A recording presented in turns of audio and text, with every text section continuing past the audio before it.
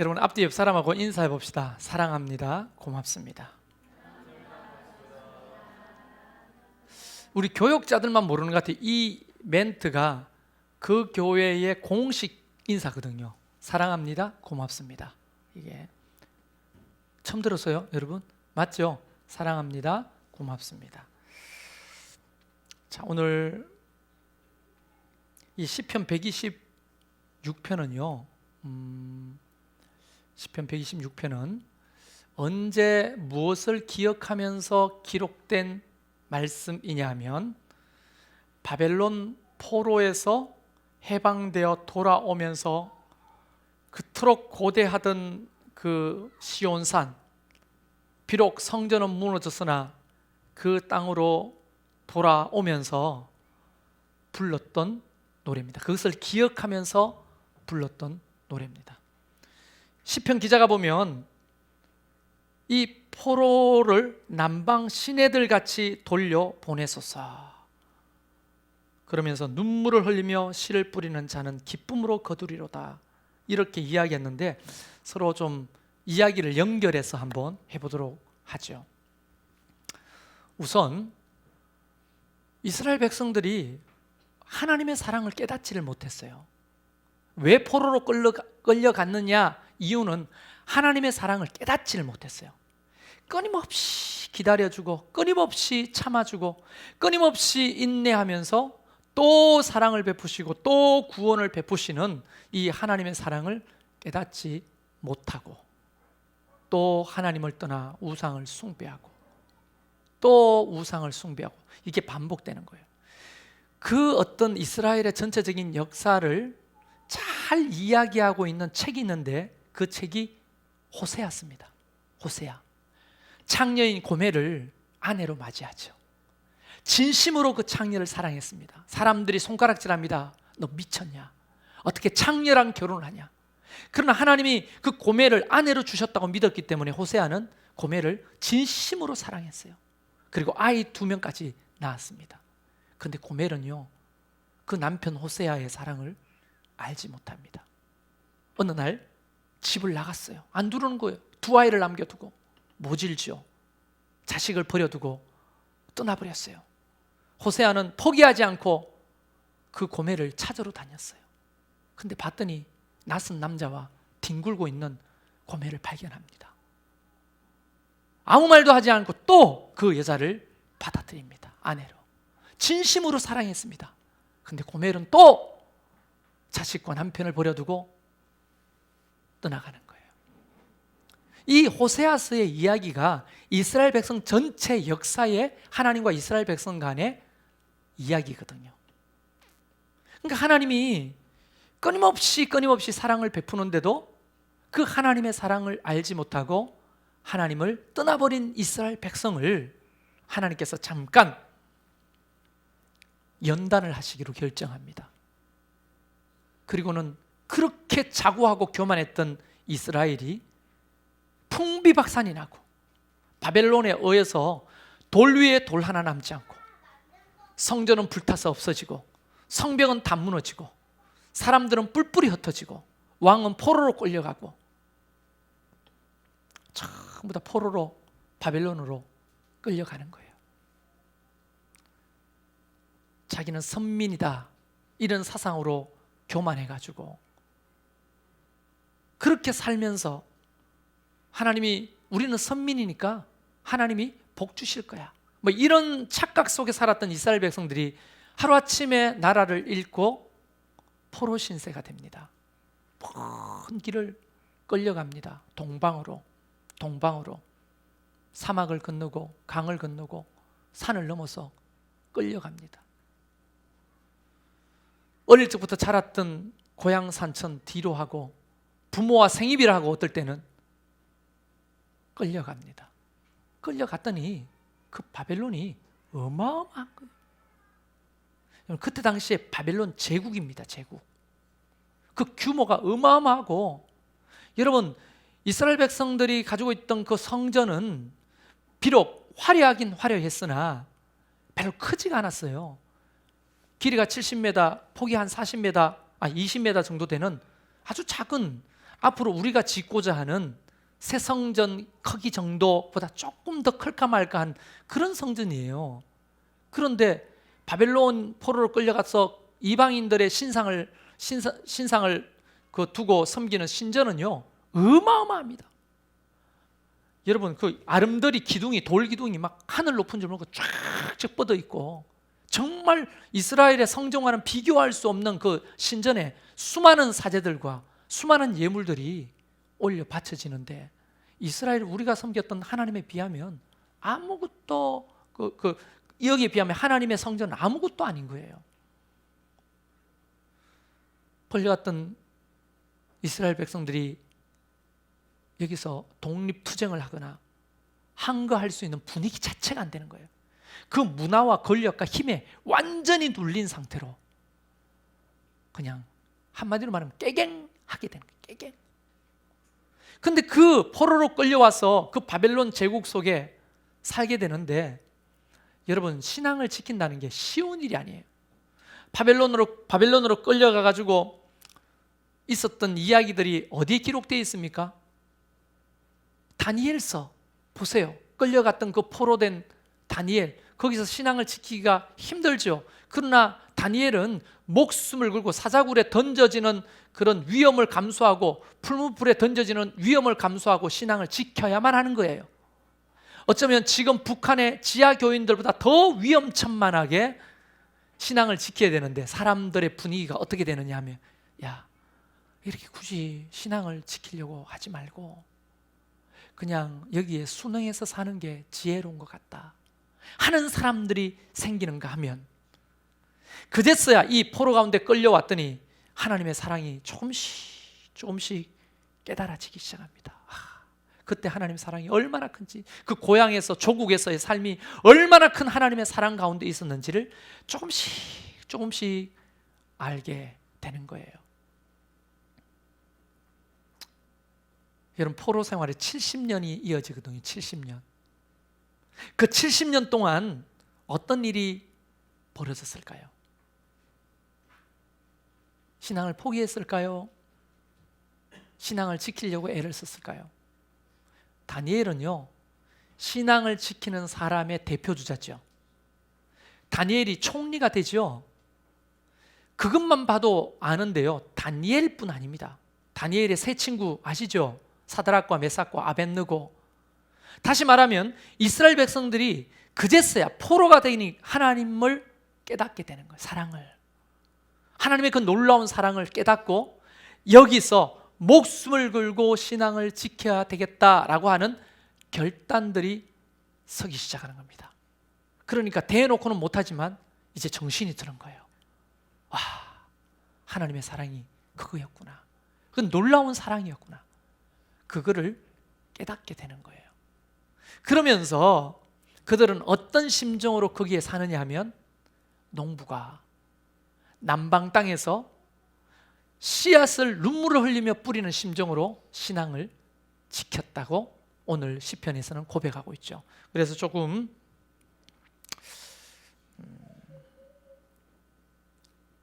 사진을 좀 보여드리면서 해보겠습니다.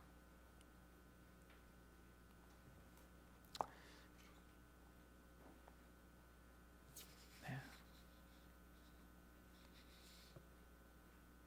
죄송합니다.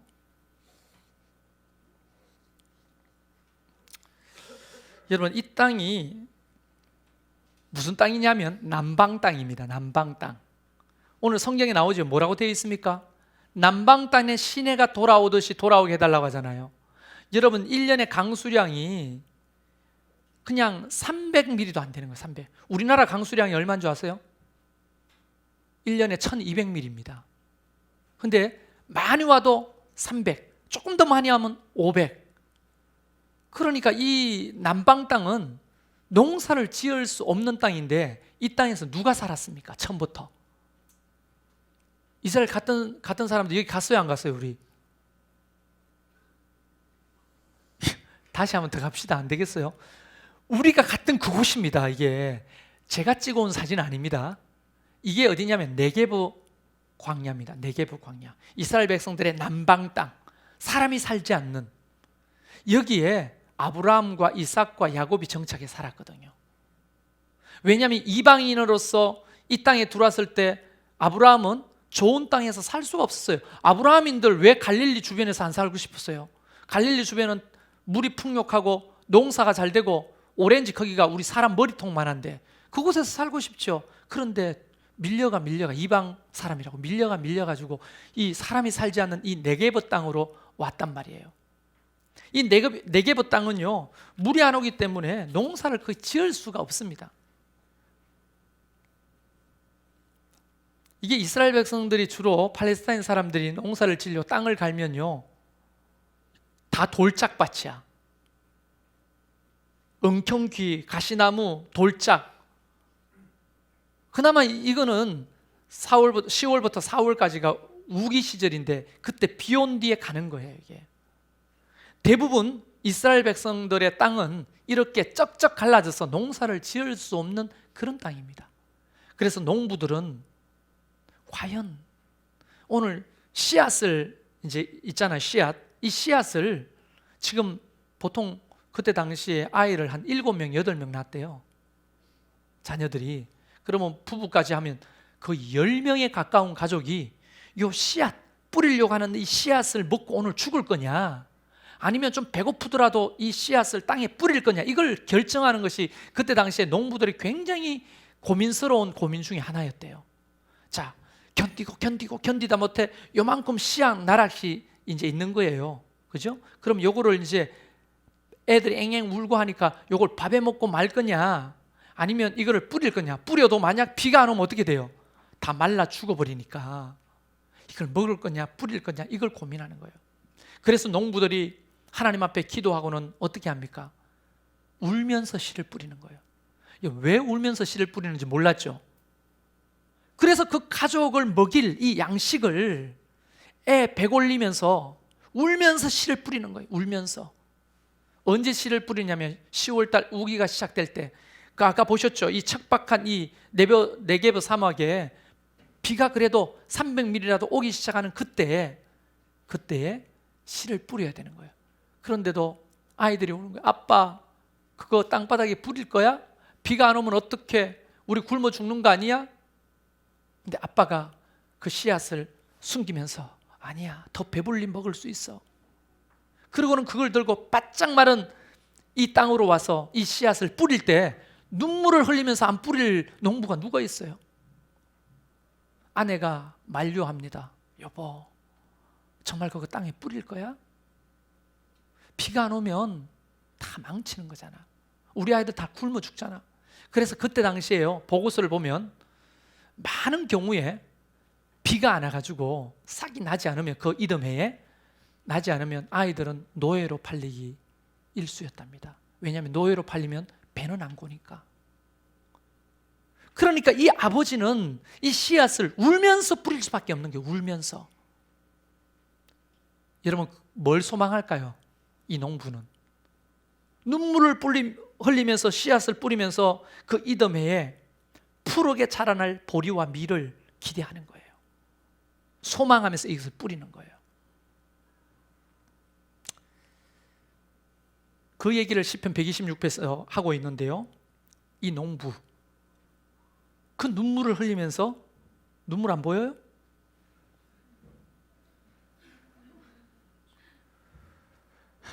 정말 슬프게 보이지 않습니까? 이 농부가 이 바짝 말라버린 이곳에 아이들을 먹일 그 씨앗을 가지고 뿌리로 나온 거예요.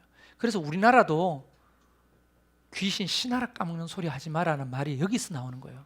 씨나락, 뿌리는 나락을 까먹는 건 말도 안 되는 소리라는 거예요. 그 씨나락을 까먹는 소리는 말도 안 되는 소리라는 거예요. 이듬해에 못 심게 해야 될 그 씨나락을 어떻게 밥을 해 먹어요? 아무리 배가 고파도. 그래서 우리나라 농부도 보릿고개를 건널 때는요, 울면서 씨를 뿌리는 거예요. 울면서. 여러분, 여기가 고대 바벨론의 이제 조감도인데요, 상상도인데요, 어마어마한 규모입니다. 그 중간에 신전을 보세요. 신전. 도시의 몇 분의 몇을 차지합니까? 어마어마합니다. 이 바벨론에서 이스라엘 백성들이 신앙을 어떻게 지켰냐면 농부가 울면서 씨를 뿌리는 것처럼 신앙을 지켰다는 거예요. 그걸 지금 126편에서 고백하고 있는 거예요. 뭘 고대하면서? 돌아올 날을 고대하면서 신앙을 지키는 거예요. 숨어가지고 하나님의 말씀을 더 가까이 하고. 여러분, 역대하 다음 책이 무슨 책입니까? 역대상하 끝나고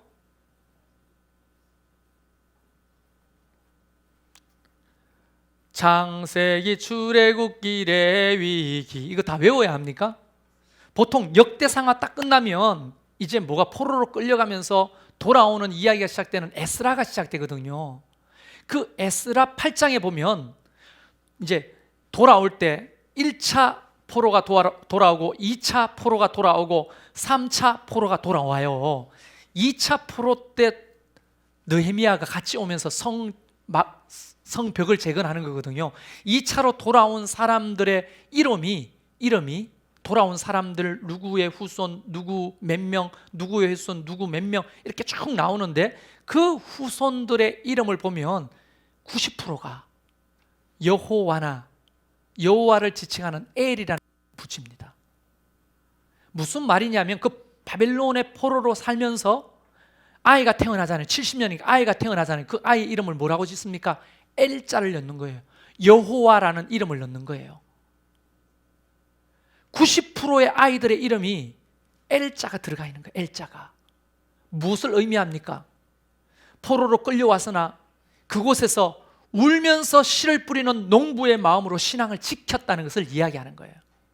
비록 사자굴에 던져지고 풀무불에 던져져서 통닭이 되고 톱으로 켜서 사람을 반동아리 내서 죽이고 그런 일들이 비일비재하게 있었으나 그래도 그들은 신앙을 포기하지 않고 울면서 씨를 뿌리는 농부의 마음으로 신앙을 지켰다는 거예요.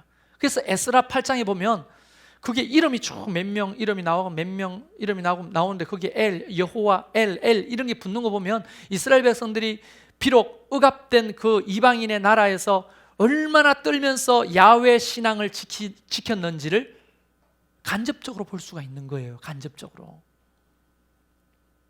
그래서 어떻게 됩니까?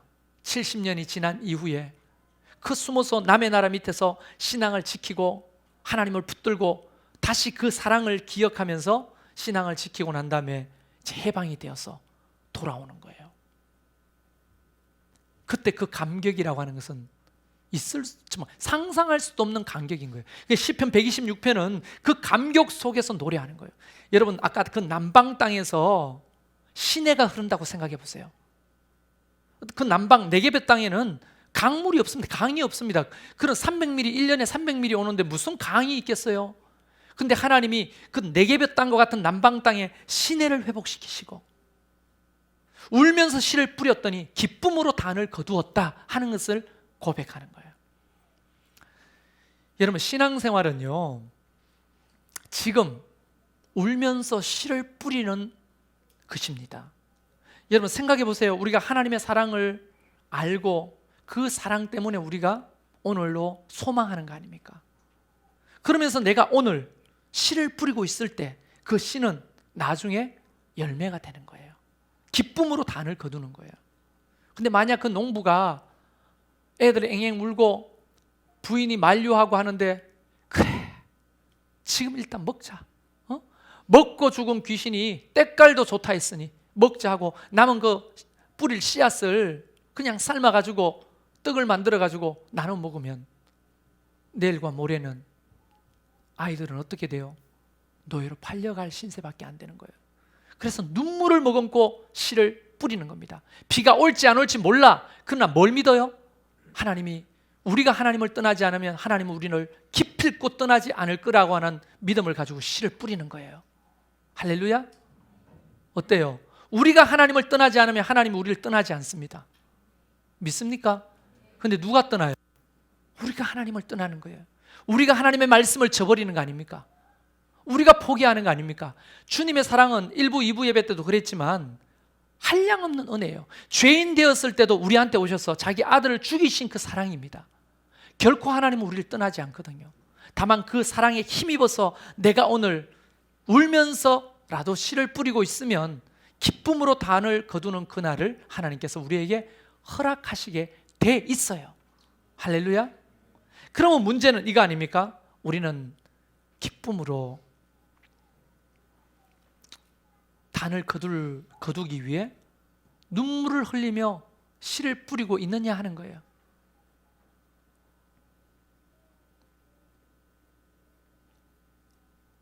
눈물을 흘리며 씨를 뿌리고 있습니까? 여러분, 우리가 이제 가정교회, 소위 신약교회 회복운동을 하는데요, 그동안에 1년 반 정도 보면 가정교회 이제 흉내내기 정도였다고 보면 됩니다. 흉내내기. 신약교회 회복운동을 이제 시작한 첫걸음, 흉내내기. 그 정도로 보시면 됩니다. 그래서 100%라면 한 20% 정도는 가정교회라고 생각하시면 돼요. 근데 앞으로 우리가 정말 신약교회가 했던 것들을 우리가 담고 그것을 실천하려면 기쁨으로 씨를 뿌리는 자가 필요하죠. 눈물을 흘리며 씨를 뿌리는 자가 필요한 거죠. 힘들어요.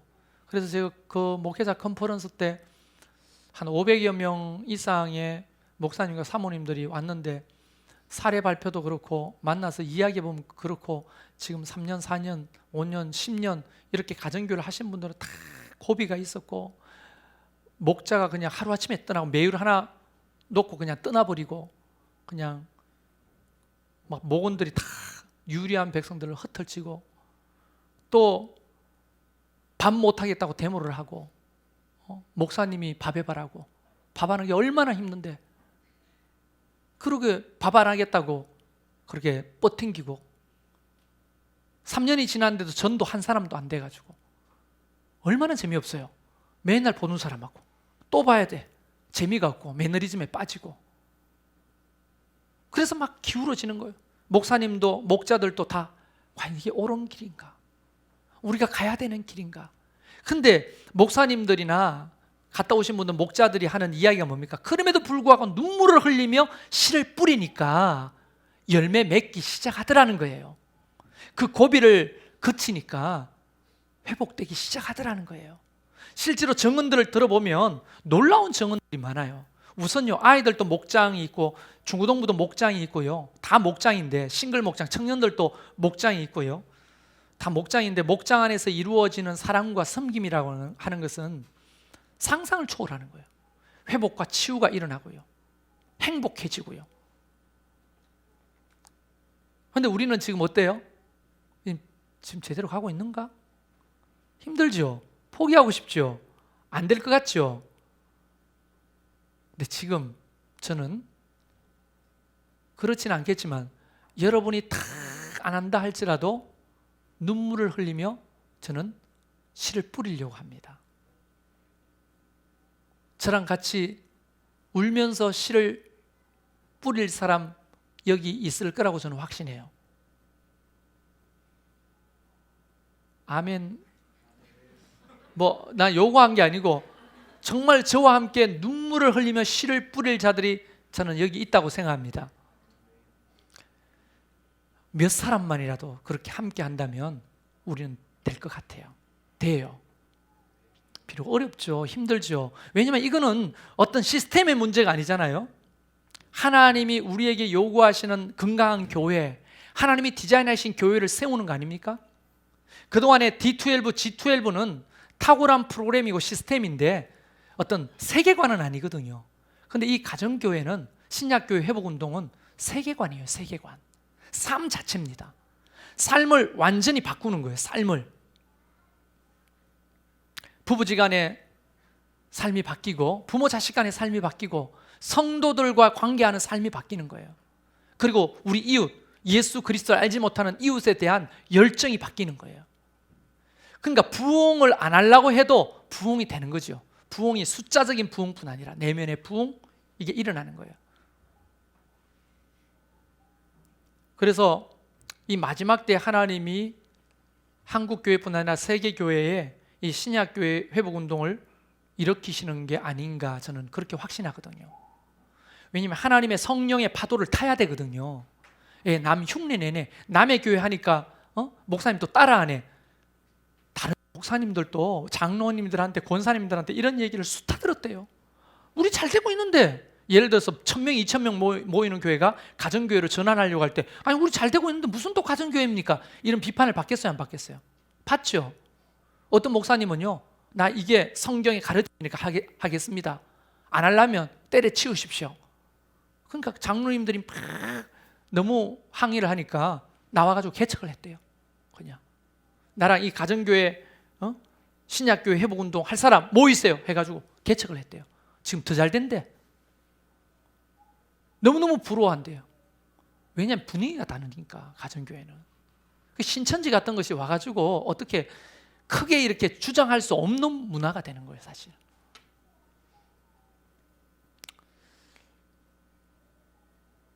혹시 몰라, 또 네가 그렇게 말한단 말이지, 가정교회도 무너뜨릴 수 있다는 거 우리가 한번 보여줄게, 이렇게 생각하고 달려드는 사람이 있을 수 있어요. 그들에게 저주가 있을지어다. 그들도 우리를 저주하는데 우리가 왜 저주 못해요? 저주하죠. 하나님은 오늘 우리 모두를 향해서 울면서 씨를 뿌리는 그 신앙을 바라고 있는지도 몰라요.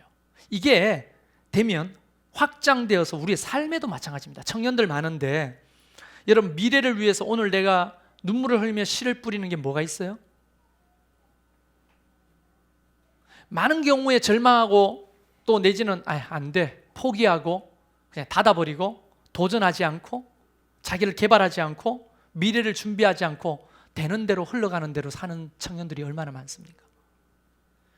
그런데 성경의 정신은 바로 하나님이 우리를 끝까지 사랑하신다는 그 믿음을 가지고 오늘 눈물을 흘리며 씨를 뿌리는 정신이거든요.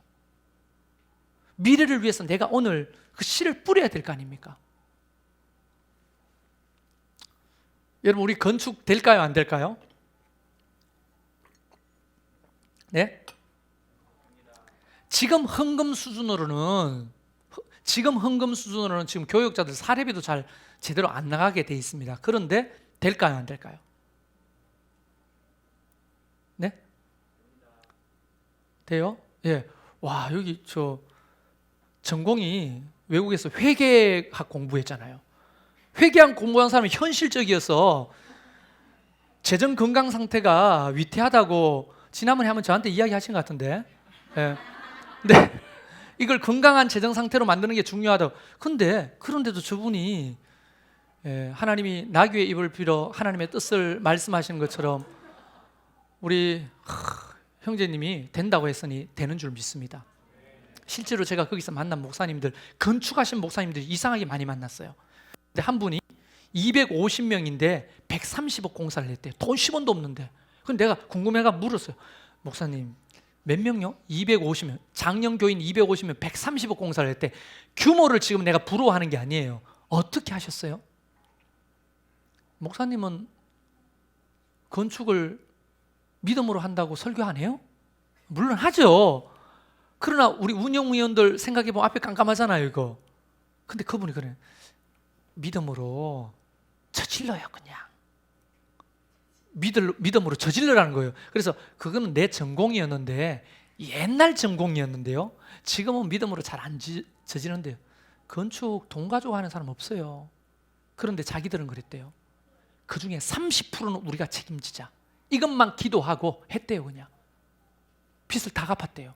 건축을 하는 사람들이 막 몰려오는데 주체할 수 없어요. 가정교회가 아니었다면 주체할 수 없었대요. 그리고 한 분은, 양주에 계시는 분은 건축을 했는데, 또 우리랑 비슷하게 한 27억 공사 정도 했대요. 근데 성도가 거의 우리보다 없습니다. 근데 어떻게 했어요? 계산하면서, 성전 건축 계산하면서 못해요. 그냥 믿음으로 기도하고 하니까 되던데요. 이렇게 말해요. 난 모르겠어요. 근데 그런 얘기를 들으면서 이런 생각을 해봤습니다. 우리가 믿음으로 눈물을 흘리며 씨를 뿌리면 안 되겠어요? 안 될 것 같아요? 그래서 운영위원들하고 이야기를 아직 안 했는데 비공식적인 내 개인의 생각인데 지난번에 공사비가 생각보다 많이 나와가지고 한 5억 정도 줄였어요. 근데 이거 줄이는 게 믿음이 아니라 그 주변에서 목사님들이 그걸 왜 줄여요? 5억이나 5억 더 많이나 똑같아요. 시작하면 그러는 거예요. 헷갈려가지고 왔어요. 내가 헷갈려가지고 건축하신 목사님들이 주차장 빼고 뭐 빼고 뭐, 그 주차장을 왜 빼요? 나중에 하려면 더 힘드니까 시작할 때 해. 이렇게 저를 꼬덕이는데 이게 마귀의 소리인지 하나님의 소리인지 헷갈리는 거예요. 이게. 그렇지만 어쨌든 하나님이 우리를 향하신 놀라운 사랑과 계획은 변함이 없다고 저는 믿어요. 할렐루야. 그렇다면 오늘 우리의 태도와 자세는 우리 인생에 대해서도 마찬가지고 교회에 대해서도 마찬가지고 목장에 대해서도 마찬가지고 울면서 씨를 뿌리는 태도가 필요한 거예요. 여러분의 미래를 위해서 오늘 울면서 씨를 뿌리는 게 없다면 거둘 것도 없을 겁니다. 오늘 목장을 위해서 내가 울면서 씨를 뿌리지 않으면 나중에 목장을 통해 거둘 것도 없을 겁니다. 우리가 건축을 위해서 눈물 뿌려 기도하고 씨를 뿌리며 하나님께서 기쁨으로 단을 거두게 하실 줄 믿습니다. 네. 저는 사람을 막 끌어모으기 위해서 건축하고 싶은 생각이 추워도 없습니다. 여러분 계속 여기 있을 거예요. 어때요? 저는 일부러 여기에 정을 안 두거든요. 덥죠? 좁죠? 마당이 좁아가 주차할 데도 없죠? 그래서 봄에 고칠 게 너무 많은 거예요. 근데 안 고쳐. 가야지. 빨리 가야지. 하나님 빨리 가야 돼요. 늘 이렇게 말을 해요. 근데 무슨 돈으로 할지 몰라요. 그러나 하게 될 겁니다. 그래서 제가 온누리교회 가가지고요 일부러 막판에 우리 교회 건축합니다. 근데 돈이 없네요. 기도해 주세요. 왜 병은 소문내라고 하잖아요. 병, 아픈 것을 소문내면 방법이 있을 거 아니에요. 그래서 이야기했어요. 근데 나오는데 갑자기 어떤 분이 전화번호 하나 주세요. 그럼 하나님 저 사람 혹시 부자입니까? 우리에게 뭔가 좀 도움을 주려고 제 전화번호를 물으러 간 겁니까? 근데 저를 안내했던 전도사님 계시는데 여자 전도사님 남편이 뭐 하는 분이냐 물어봤더니 우리나라의 국지의 은행에 총괄 본부장이래요. 남편이. 그래가지고 제가 그랬어요. 다 대놓고 우리 돈 좀 빌려야 되는데 좀 도와주십시오. 그리고 어제는 저 이사한 집에 신방을 가는데 도곡동 타워팰리스 옆으로 지나갔어요. 도곡동 타워팰리스 옆으로 지나가는데 차가 밀려가지고 한참 서 있었는데 그 도곡동 타워팰리스 안으로 들어가는 국산차를 한 대도 못 봤어요. 전부 다 외제만 들어가는 거예요. 그래서 이런 생각이 들었어요. 피켓을 만들어 우리 교회 건축합니다. 20억만 밀어주십시오. 하나님께서 당신에게 복을 주시면 이걸 들고 출퇴근 시간에 서 있어 볼까?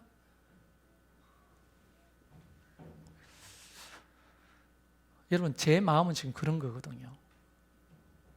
여러분이 같은 마음을 가지고 울면서 씨를 뿌립시다. 그게 목장 일이든 교회 일이든 건축이든 여러분의 삶의 직장의 문제든 학업의 문제든 무슨 문제든 오늘 이스라엘 백성들이 바벨론 땅에서 울면서 씨를 뿌렸더니 기쁨으로 단을 거두는 그날을 주셨잖아요. 그리고 그 성전으로 올라오면서 이 126편을 노래하는 거 아닙니까? 그러면서 하나님의 마음이 우리 가운데까지 전해지는 거 아닙니까? 너희들도 비록 힘들고 어렵지만 울면서 씨를 뿌리는 자가 되라. 그러면 기쁨으로 그 단을 거둘 때가 있을 것이다.